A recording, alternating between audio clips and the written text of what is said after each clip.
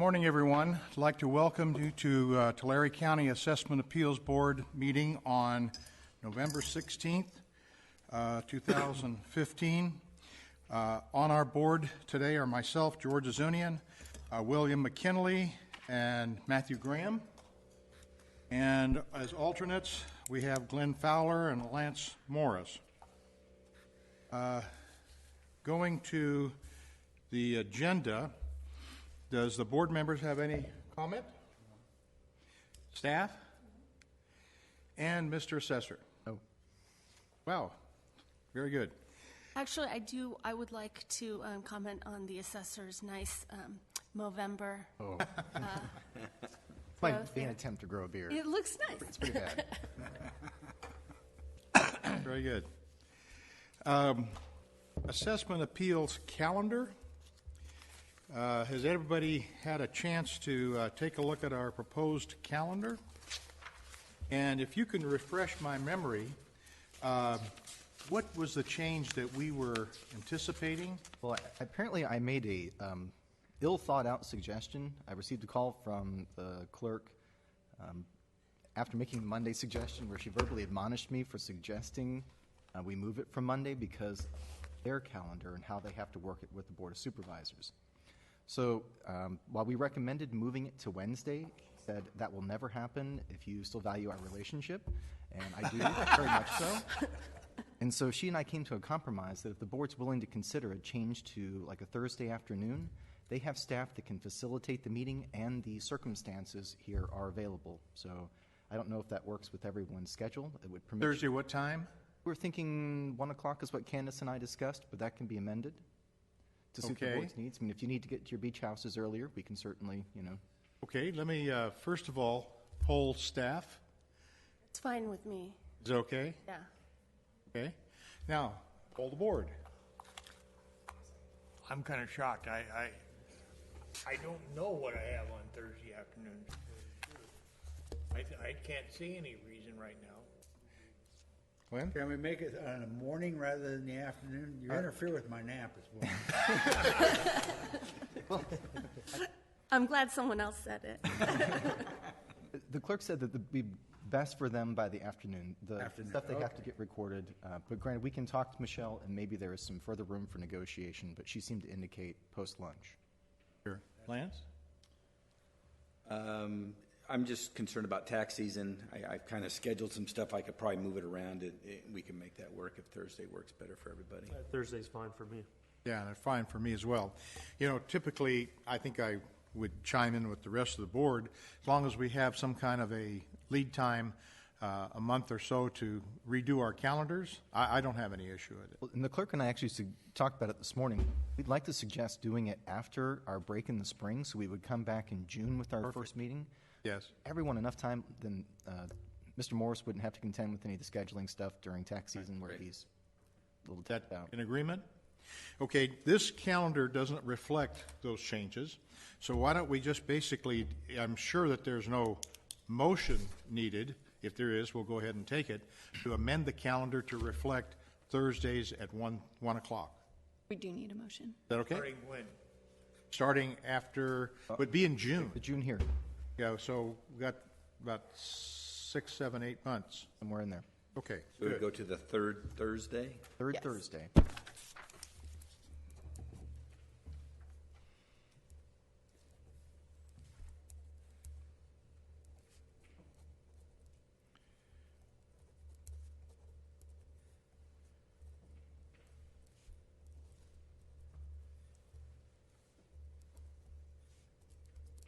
Good. Motion on that, George? Do we need a motion? Yes. Okay, So I'd make the motion. so you'd like to make a motion? Make a motion Go right to ahead. amend the calendar to the Now, third. does it make any difference? You're on for today, so he's on the board. Okay, Yes. go ahead, Matt. So I'll make that motion to amend the calendar to the third Thursday at 1 o'clock. You have a second? Second. Okay. You have a motion and a second. All in favor signify by saying aye. Aye. All opposed? Hearing none, motion carries. Great. Agenda item number 3. and I had a little problem pronouncing Randy and Wilma's Gorsma. Is there anybody here representing? Look at that. Oh, wait a second. Thank you very much. They have withdrawn, correct? Yes. Okay. And agenda item number 4 is also withdrawn. Whoa. Agenda item number 5 is withdrawn. Agenda item number 6, Gil, and this was another one I had a problem pronouncing. Rapalgolo? Is there anybody here representing agenda item number 6? Just stipulation. It's a stipulation. Okay. And John, Dan, and Rose Certini. They're here. Okay. Very good. Now, the other items that are non-confirmed, Doyle Jones. And you think that's a withdrawal, and the other 2 are withdrawals? Well, we're moving right along.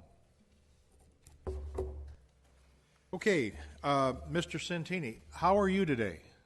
Fine, thank you. Good. Hope everyone is also doing good and not sick.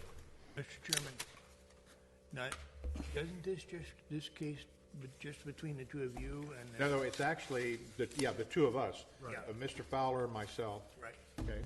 And let's go back to the paperwork that I saw, and we'll first of all read the case in, swear you in, and then go ahead and discuss the case thereafter.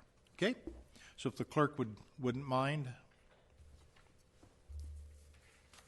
Do you solemnly swear or affirm that the testimony you are about to give in the matter now pending before the Assessment Appeals Board is the truth, the whole truth, and nothing but the truth? Yes, it is. Please state your name. John Certini. Tim Kokendorfer. I'm going to go ahead and read in the application. Yes, go right ahead. Application number 2013-00413, APN number 990-223-323-000, 2013-00414, APN number 990-223-324-000, application number 2013-00420, APN number 048-090-044-000. Okay, Mr. Santini, I read in my packet that we have a letter from County Council. Have you read this letter? Okay. No. That's the old letter, isn't it? What's that? June 10th. Yeah, that's the old letter. That's the old letter. Do you have a new one? Don't think they wrote a new one. Okay. So, okay, here is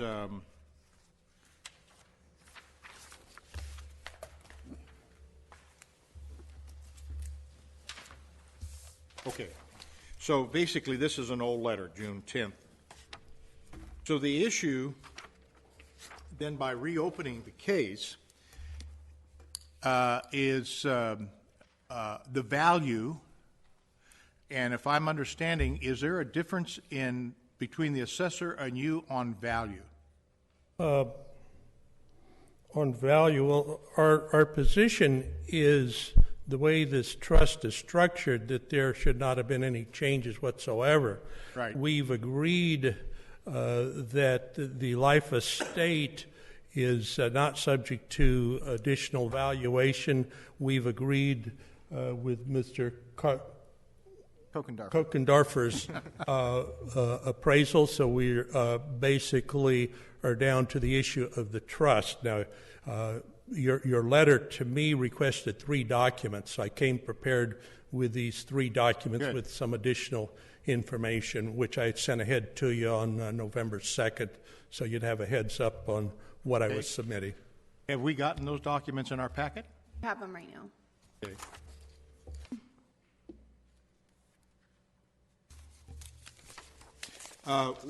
refresh our memory again. Okay. What were those three documents? Your letter to me requested basically documentation, three documents. One was to get a complete copy of the order settling first and final agreement, which set up the trust. So I've included the entire document. In our appeals, I had used excerpts from them, certain pages that pertain to what our position was. You requested the entire document, so I've provided it. Your second question basically asked for my documentation on testimony I gave on June 15th, which is the second item that you requested.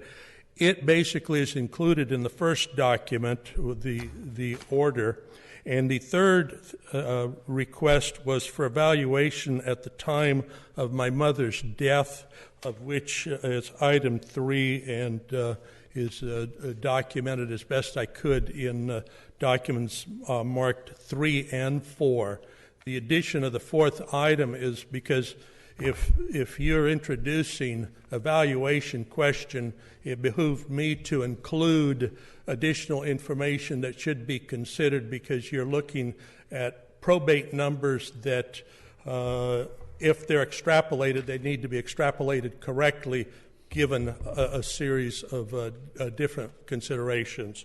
So basically, that's what you're looking at is the basis for my position that this trust is it's a special needs trust that extremely limited, really gave my brother virtually no rights other than if we sold the property that he would participate in 1/4, but he would not get his hands on the monies. And we did not recognize the fact that we were going to have these type of tax problems because it would have been just as easy to not have had this special needs trust incorporated. So that's basically the thrust. I provide you with the documents you asked for. Well, I looked at this letter of June 10th, and it indicated that you and the assessor have no issue with value. The issue is the escape assessment because of the filing timely of the applicant for parent-child consideration. Well, we're requesting parent-child for the entire property. The unsettled issue is the 1/4 interest that the three of us inherited when my brother passed away. Correct. I remember. So I'm going to open this up to Mr. Fowler. The two of us, you had agreed originally that the two of us would hear the case. And only two of us were here at the time. So, Mr. Fowler, basically, in taking a look at the documentation, have you had an opportunity to go through and read that in detail? I just got this information. Counsel, have you reviewed this information? No, because it couldn't be admitted until today. Today, okay, So that's fine. we haven't. none I of would us- rather hold my decision until you review these documents and have your written Okay, so the issue goes back to, again, the primary issue is the filing of the parent-child exclusion timely.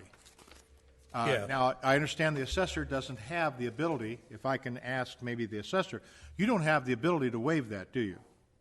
The code section that deals with the timeliness of the filing for that? No, we do not. Or what we do? I don't believe you have at this particular time that authority either, but I would maybe ask counsel. I'd have to look. I'm sorry, I'd have to look. Okay. I think there were some questions initially as to whether they tried to give that or make that request once they actually were notified. That was one of the questions was, Right. and when did they get notified and when did they say that they thought that should apply? Right. So when did you get notified of that? And in effect, basically, how far off are we regarding what the assessor is claiming your responsibility should have been versus when it was filed? It would be the stepped-up basis of 1/4 of the entire property. What's that? It would be the stepped-up basis for 1/4 of the value of the property. Right.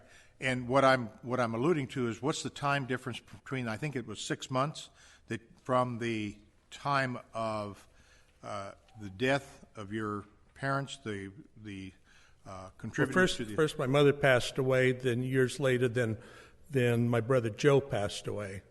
Yes. So there's a series of years. Right. So at the time your brother passed away to the time that you brought the issue up, were you noticed that you had an obligation to file that? No, we were completely unaware. We were ignorant of what that entailed.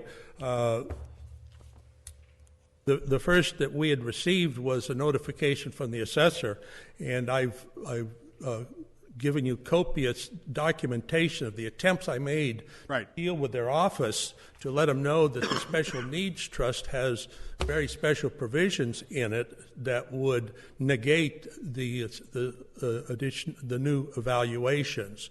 And so that was my first attempt, is when we got the first notice of a proposal saying, wait a minute, we need to take a look at this thing because it's not the impression we were under. Now, we were ignorant as to whether we followed A, B, C, D, and E, but we were also led to believe that, well, maybe they cannot deal with that, but it would have to be handled at the board level because 3 employees said, take it to the board, so we brought it to you.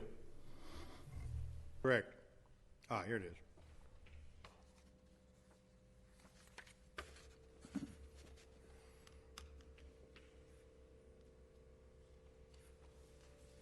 Okay, so the additional information then we requested, full documentation of the settlement offer, you have submitted that.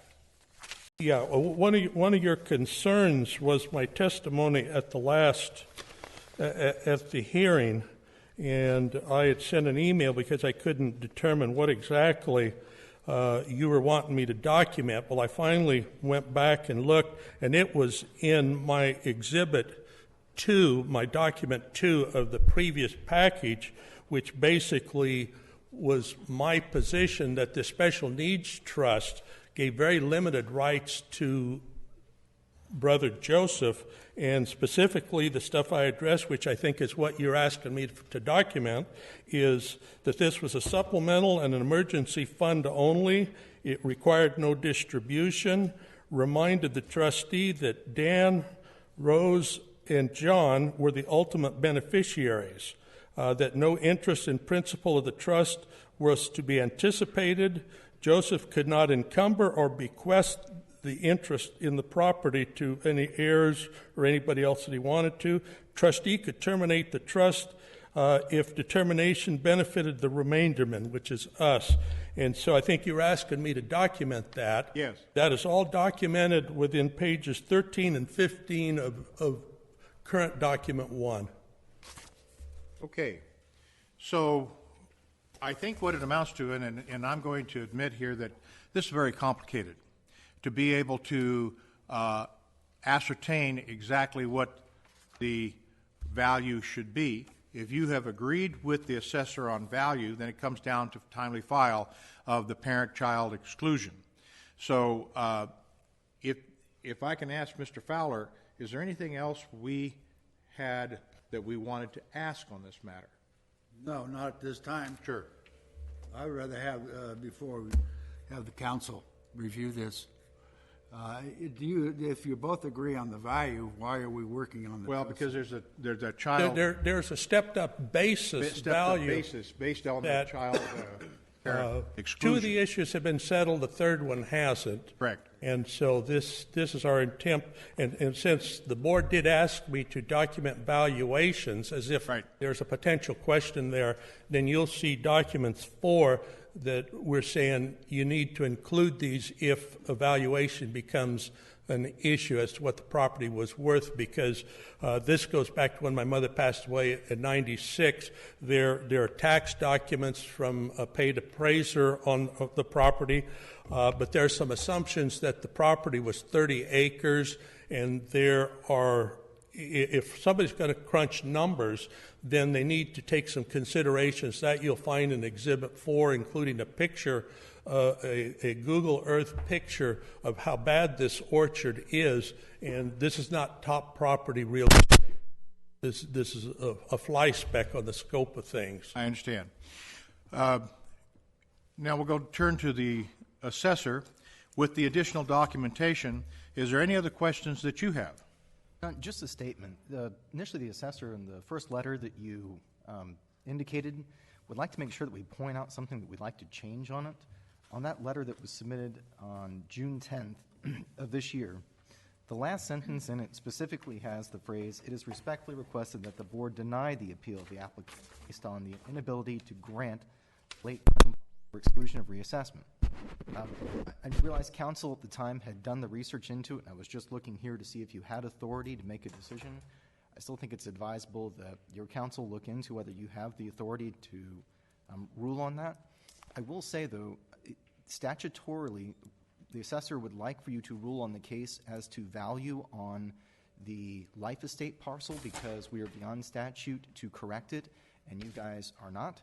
And the value that we've agreed on is advantageous for Mr. Certini's family, that it'll reduce his assessment by about $11,000 over the years that are in question right now. So just make sure that the board understands we would like to strike that last sentence, and just make sure the board understands we'd like for them to render some type of value conclusion so that we can impose it through the auditor's capacity to change the role. We're talking about the sentence, the last sentence the panel proposes? No, this is the one that starts, "It is respectfully requested." This is the letter from Simmel. The 10th letter you referenced first in the... This is the June 10th. Oh, the 10th, okay. Do we have that marked down? Okay. All right, any other concerns the assessor might have? None. Okay. At this point, if there's any rebuttal summary that you would like to give, because we're about ready to take this under advisement. Well, okay. As a closing statement, I just want to remind the board that the Board of Equalization states that it's necessary to look through the trust to determine present beneficial owners of the trust. So to me, that's saying the Board of Equalization has pointed out that you have to look through the trust. That statement that he's quoting is flat quoting the basic law. And I just want to close with a little humorous statement that comes from the 19th century realist and author Honoré de Balzac, who says, "Laws are like spider webs through which the big flies pass and the little ones get caught." And so I think we're just little flies. Very good. Very good. Then we will take this matter under advisement and give you a result within 60 days. 60 days? Yes. Okay? Thank you. Thank you very much. Thank you. I think, if I'm not mistaken, that takes care of any issues that are before the Assessment Appeals Board. We need to have this. And we have stipulation. Correct? Yes. We have one stipulation regarding agenda item number 6 and the withdrawal calendar. So regarding agenda item number 6, Mr. Assessor, would you like to read in your stipulation?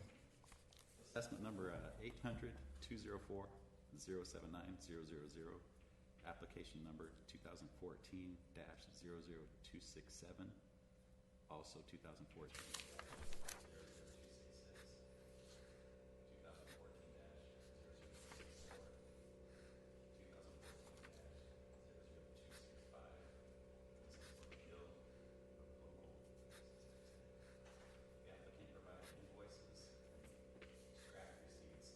Duplicate assets and disposals assessed during the 2014 audit.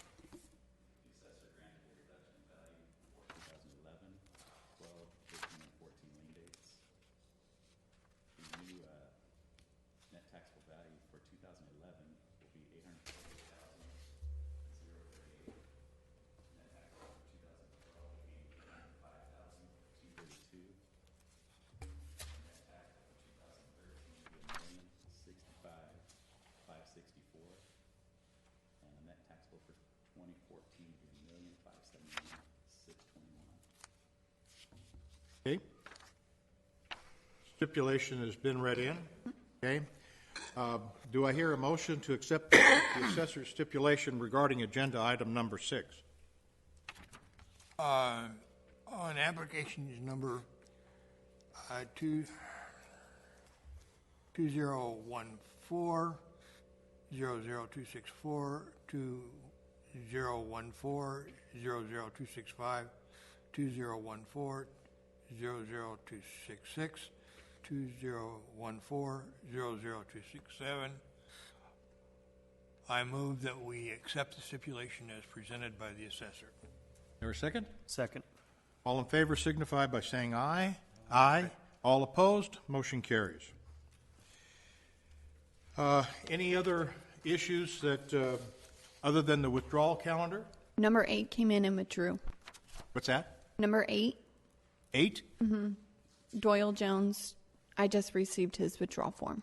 You do have the withdrawal. Okay. So the withdrawal calendar then, in addition to the withdrawal calendar submitted, we have agenda item number 3, 4, 5,